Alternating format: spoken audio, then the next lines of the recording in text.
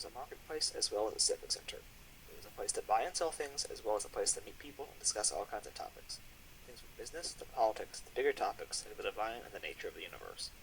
It was a gathering place for citizens as well as a place for people to hear philosophers and politicians. Politicians' speeches would be timed using a water clock.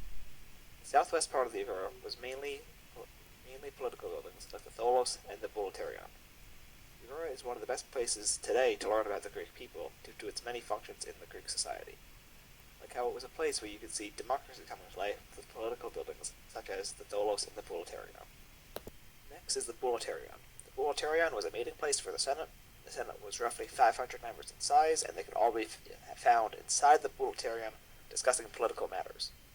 The Senate was made of 50 representatives from the 10 tribes created by Clisthenes. Each of these members would only serve for 1 year before the next election. The Bouleuterion is a large rectangular building with a propylon in the Ionic style at its entrance. The seats, which were wooden benches, were arranged like an amphitheater in a semicircle inside of the Bouleuterion. The Tholos was a circular building with a conical roof.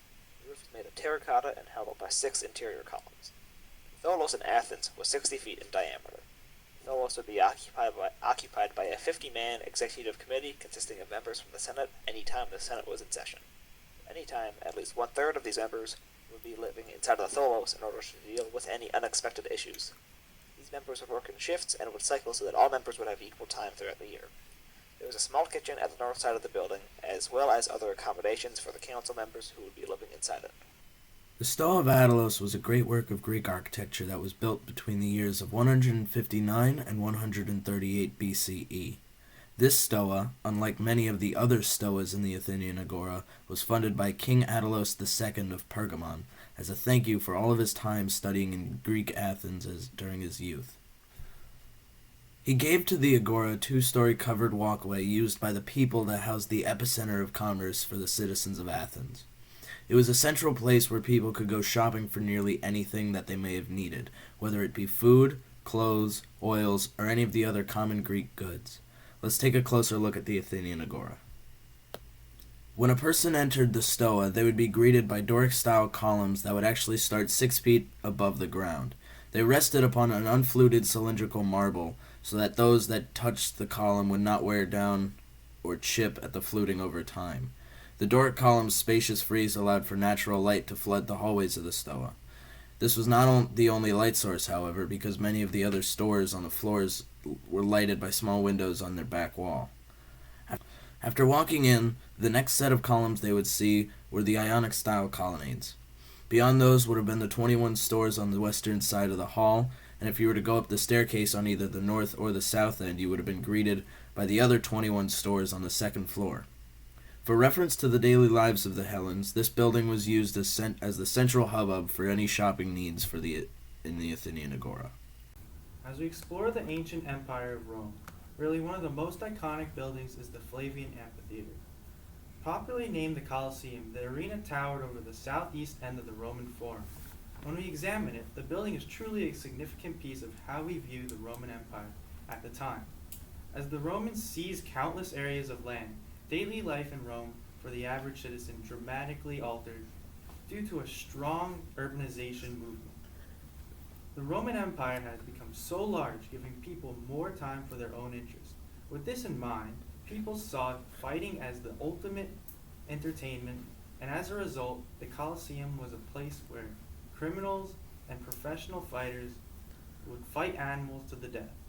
While this could be seen as an innovation for the time, the true innovation comes from the intricate construction of the building and how well crowds could move in and out of the building. To start off, the Colosseum was not the first building to be featured where it was constructed. It is actually a pretty remarkable story that comes before the Colosseum. In 64 CE, there was a fire that destroyed much of the Aventine and Palatine hills. Following the fire, Emperor Nero wanted to build a massive palace where the fire had happened. However, the citizens already angered that he did not respond to the fire fast enough, or that he even started the fire himself, were very resistant. In the end, though, he seized the aristocratic land and even carved into the Oppian hillside for part of his palace.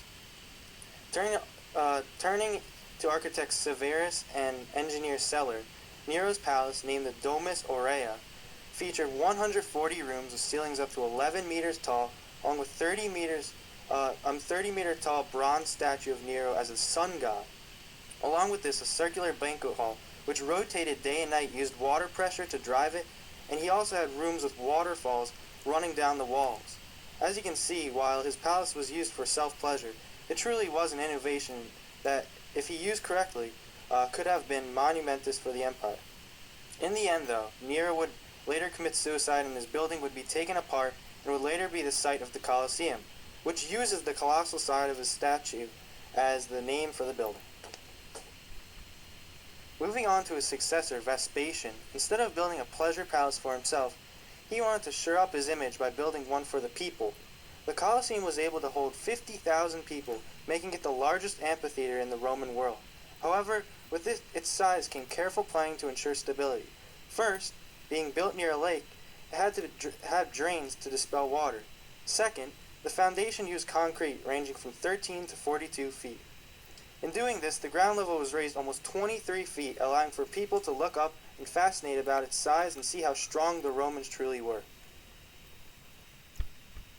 Along with this, the Colosseum incorporates symmetry similar to the Pantheon. The Colosseum was meant to be constructed in a 5:3 ratio. Also, the perimeter of the building was to be split up evenly among 80 entrance arches. So with each being 20 feet wide, with an extra 3 feet due to deviation in Roman measurements, the Colosseum was 80 times 23, equaling 1,840 feet, and the arena was adjusted to 280 by 168, which is still the 5:3 ratio. Another interesting piece of mathematics was the width of the auditorium area, height of the external facade, and width of the arena area were equal. Overall, the Colosseum was carefully put together in the way the Romans thought were ideal. The building had 4 stories having superimposed arches with semicircular columns. On the first story there are Tuscan columns, the second had Ionic, and the third had Corinthian. The last one has pilasters with Corinthian capitals. The pilasters have windows that once held the masts for awnings to hang above. The Colosseum was dressed in bronze shields on top, along with statues of gods and emperors between the arches. In order for spectators to get to their seats, they followed arches labeled 1 through 76 to enter inside.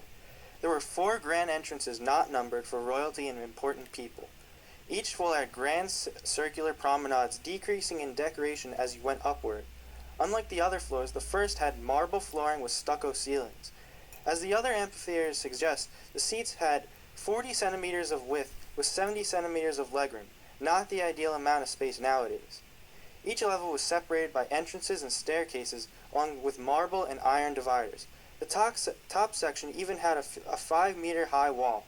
Based upon status in society, one would sit in certain spots. Women and the poor would be at the very top, while the bottom 2 sections contained the high-class males of society. The seating arrangements were truly an innovation in how amphitheaters were set up and paved the way for future ones. As for the actual arena section, there were 15 centimeters of sand, sometimes dyed red to look like blood. There were trapdoors to allow animals to leap dramatically onto the floor, along with winches and capstans to pull the animals up onto the floor. Surprisingly, the first fight was a sea fight with 1 meter of water on the floor. This suggests that the basement for fighters and animals would be put in later. As Priscus and Verus each lengthened the contest, and for a long time the battle was equal on each side. Repeatedly loud, shouts petitioned for the men to be released, but Titus followed his own law. It was a law to fight without shield until a finger was raised. He did what was allowed, often gave dishes and gifts, but an end was found to the equal division. Equals to fight, equals to yield. Titus sent wooden swords to both and palms to both. Thus, skillful courage received its prize. This took place under no prince except you, Caesar. When 2 fought, both were the victor.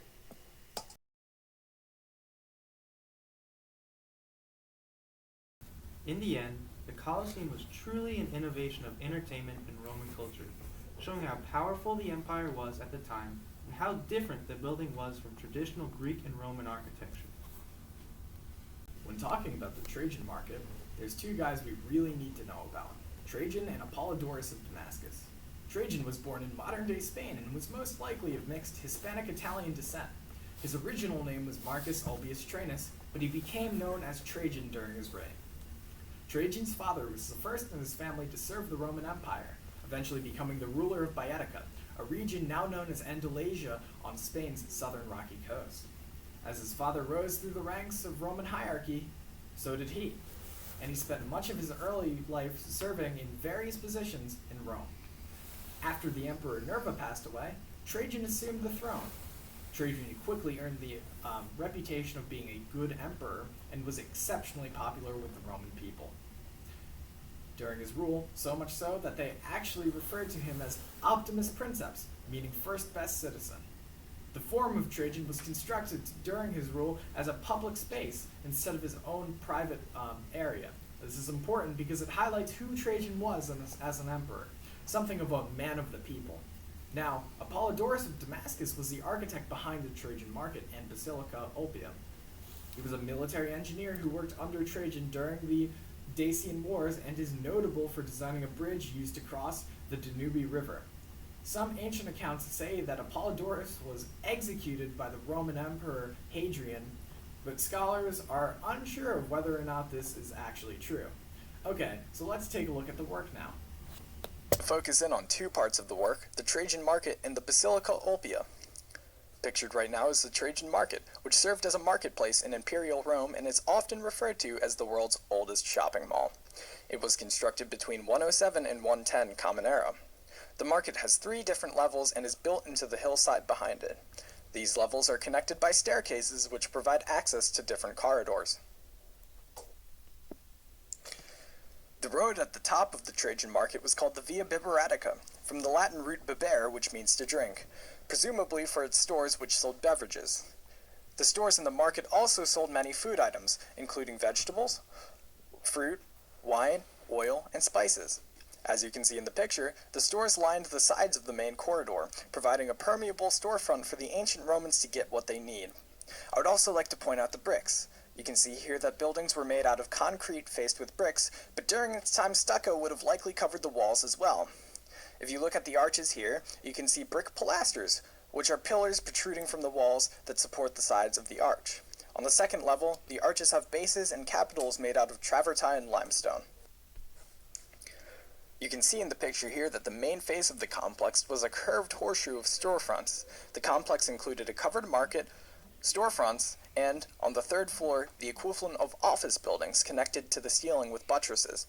One of the unique features of the market's design is actually the ceiling itself, constructed out of groin vaults. A groin vault is just 2 intersecting barrel vaults, and this allows for a wide open area and the space to its sides to let in light into the market.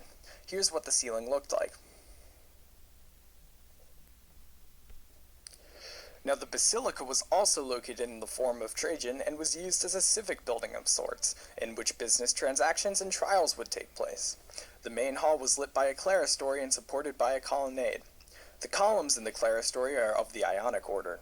The sides of the basilica are called apses, which are semicircular recesses ceilinged by domes. The front has 4 columns in the Corinthian order, making it a tetrastyle porch that support the facade above. Now, the facade is said to have once had a statue of a quadriga, or a 4-horse chariot, on its top. The lateral porches support individual bigas, or 2-horse chariots, at the top of their facades. The porch once bore the inscription Ex Manubis, or from the spoils of war. This is a monument to Trajan's military successes. Now, the Basilica Oppia set the standard for a proper and lavish Roman basilica, but today only exists in its ruins. Its legacy, however, exists in Christian architecture that constructed their own basilicas. Many consider the Basilica Oppia the primary influence to many of these works and has remained significant through history because of this.